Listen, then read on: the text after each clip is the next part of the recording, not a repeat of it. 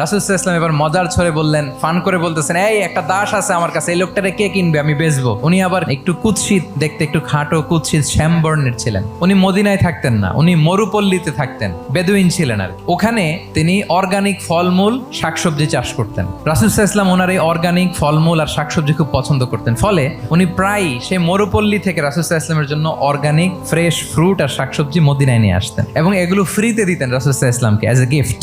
আর কিছু শাকসবজি ফলমূল তিনি মদিনার বাজারে বিক্রি করতেন। তো একবার তিনি এসে রাসূল সাল্লাল্লাহু আলাইহি ওয়াসাল্লামকে অর্গানিক এই ফ্রুটগুলো দিয়ে বাকিগুলো মদিনার বাজারে বিক্রি করতেছেন। রাসূলুল্লাহ সাল্লাল্লাহু আলাইহি ওয়াসাল্লাম বাজার ভ্রমণে গেলেন, যে দেখে ওই তো জাহের। তো ওনাকে দেখেই রাসূল সাল্লাল্লাহু আলাইহি ওয়াসাল্লাম পিছন থেকে এরকম ঝাপটে ধরলেন। উনি তো দেখতে পারতেছেন না কে ধরলো। উনি বলে, মান হাদা আরসিলনি, এই ছাড়ো ছাড়ো। যখন পিছনে ফিরে দেখে আল্লাহ, রাসূল সাল্লাল্লাহু আলাইহি ওয়াসাল্লাম এখন আর ছাড়াছাড়ি করে না, এখন ওনার পিঠটা রাসূল সাল্লাল্লাহু আলাইহি ওয়াসাল্লামের বুক মোবারকের দিকে আরো লাগাই দিচ্ছে এইভাবে। ফান করে বলতেছেন, এই একটা দাস আছে আমার কাছে, এই লোকটারে কে কিনবে, আমি বেচবো। জাহের রাদিয়াল্লাহু তাআলা আনহু বলেন, ইয়া রাসূলুল্লাহ, আমি কালো মানুষ, আমি সস্তা মানুষ, আমারে বেচলে বেশি দাম পাবেন না আপনি। রাসূল সাল্লাল্লাহু আলাইহি ওয়াসাল্লাম বললেন, হে জাহের, তুমি আল্লাহর কাছে সস্তা নও, তুমি আল্লাহর কাছে বড্ড দামি। অনেক অনেক ভুরি ভুরি সিরাতের পরতে পরতে আপনারা পাবেন রাসূল সাল্লাল্লাহু আলাইহি ওয়াসাল্লামের সাথে সাহাবাদের ইন্টারেকশন কত চমৎকার ছিল।